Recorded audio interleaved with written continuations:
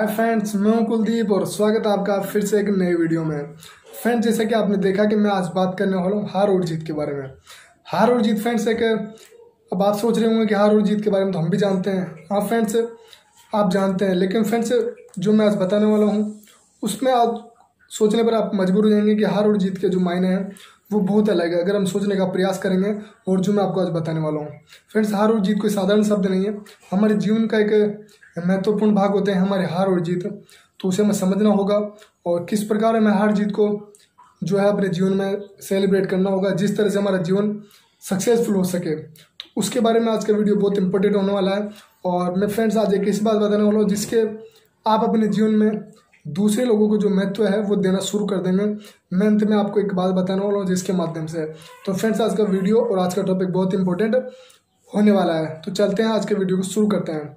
Friends, आज का जो टॉपिक है सबसे पहले हार और जीत का है। तो हार और जीत फ्रेंड्स कोई सामान्य शब्द नहीं है, पहले तो हमें समझना होगा। कोई सिंपल वर्ड नहीं है, क्योंकि हमारा जीवन को जो सारांश है वो पूरा इसी के ऊपर डिपेंड रहता है, हार और जीत के ऊपर। तो हमें इसे समझना होगा। फ्रेंड्स, ये दो शब्द हमारे जीवन में बहुत इंपॉर्टेंट और बहुत ही ज़्यादा हमारे जीवन में कहूँ कि बहुत जगह रखते हैं, तो वो गलत नहीं होगा। फ्रेंड्स, अगर हम जो समझने की कोशिश करेंगे तो हमारे जीवन में बहुत सारे जो है आपको हार और जीत के ऊपर जो है परिवर्तन आपको देखने को मिलेंगे। थोड़ा सा हम समझने की आप कोशिश करना। सबसे पहले तो हमें फ्रेंड्स ये पता होना चाहिए कि हार और जीत एक दूसरे के विपरीत है, एक दूसरे के जो है विलोम शब्द हैं, हार और जीत। शायद आपने अनुभव किया होगा, लेकिन फ्रेंड्स फिर भी ये अन्य विलोम शब्द अन्य शब्दों की तरह एक दूसरे के जो है अलग नहीं है, बिल्कुल साथ चलते हैं। जैसे आपने देखा होगा कि उजाला का जो है विलोम या विपरीत शब्द अंधेरा होता है, लेकिन फिर निश्चित नहीं है कि जहाँ पर उजाला हो वहाँ पर अंधेरा भी हो। और जहाँ पर जैसे कि मीठा का कड़वा होता है तो जहाँ मीठा हो वो कड़वा भी हो, ये निश्चित नहीं है। ये जो शब्द हैं इनके अर्थ जरूर साथ हैं और विलोम शब्द जरूर है, लेकिन जो है इनके साथ नहीं चलते हैं।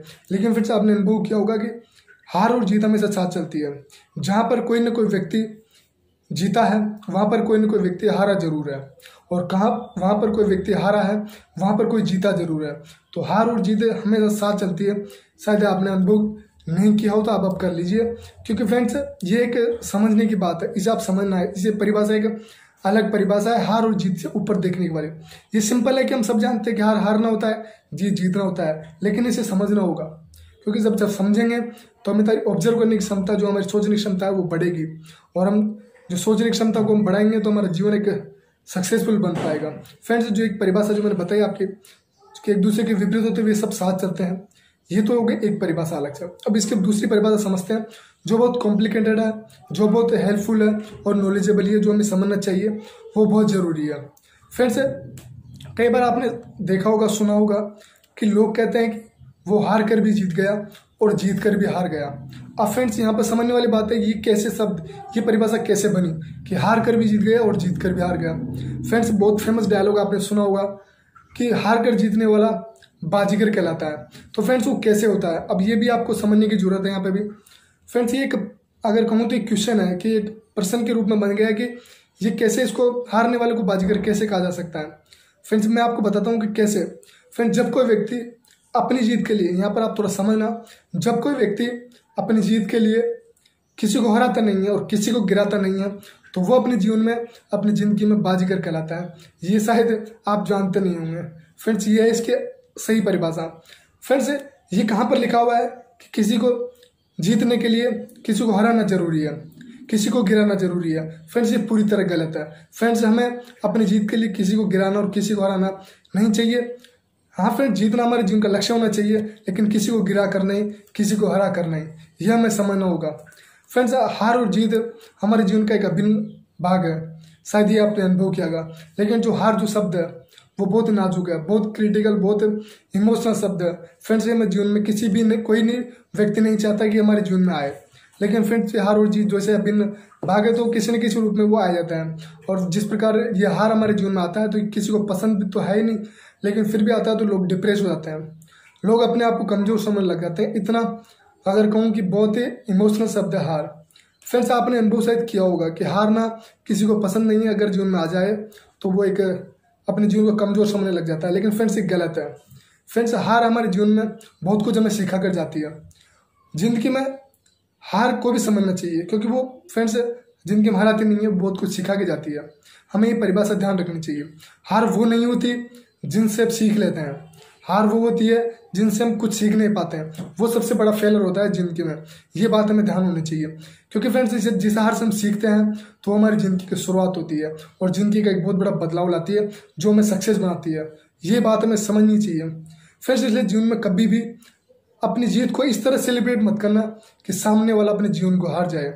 इसलिए हमें इस बात को ध्यान रखना चाहिए फ्रेंड्स। मेरा ये प्रयास रहता है कि मैं आपको इस प्रकार के जो हेल्पफुल वीडियो बनाता रहता हूँ, जिससे आप अपने जीवन को बहुत सारी ऐसी जो है चीज़ें बदलाव ला सके, अपने जीवन को कुछ ऐसा बना सके जो अपने जीवन में बहुत सारी जो है सफलतापूर्वक अपने जीवन के जो लक्ष्य को प्राप्त किया जा सके।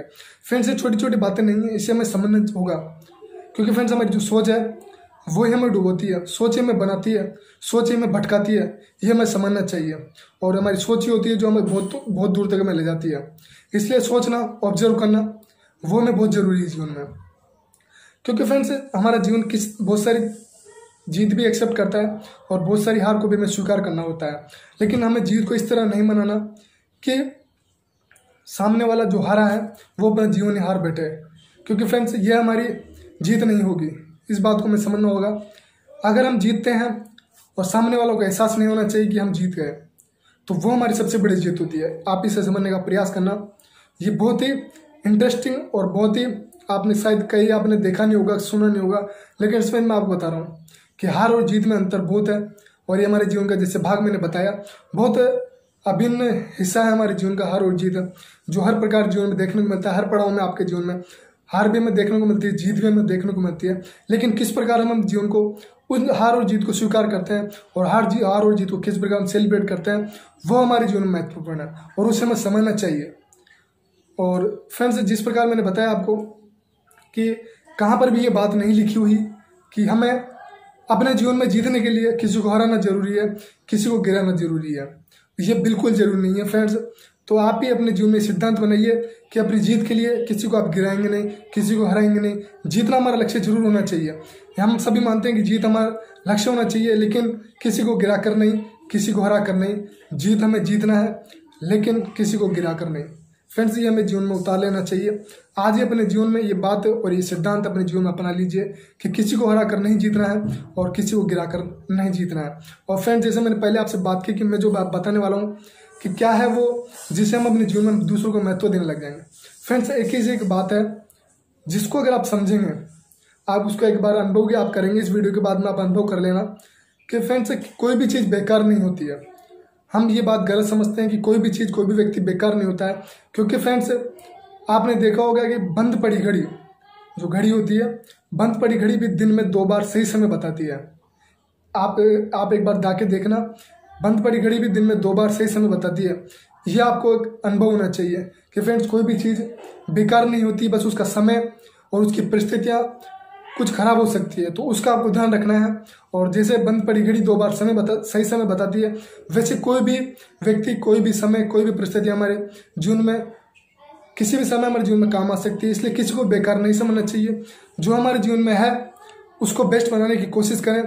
और हमारा लक्ष्य ये होना चाहिए कि हम सब एक साथ मिलकर अपने जीवन में हार और जीत को इस तरह सेलिब्रेट करें कि ना कोई हारे और ना कोई अपने जीवन को कमजोर समझने लगे। तो इस प्रकार फ्रेंड्स मेरा ये उद्देश्य है कि अपने जीवन में ऐसा लक्ष्य बनाए कि जीत हमारी जरूर हो, लेकिन किसी को गिरा कर नहीं, किसी को जीता कर नहीं। फ्रेंड्स मेरा ये प्रयास है और उम्मीद करता हूँ कि जो मेरा प्रयास है वो आपकी ऑब्जर्व करने की क्षमता बढ़ाने की और आपकी सोच की क्षमता बढ़ाने का जो मेरा प्रयास है वो जरूर आपको अच्छा लगता होगा। और उम्मीद करता हूँ आप सभी जिस प्रकार प्यार दे रहे हैं वो लगातार बनाए रखेंगे।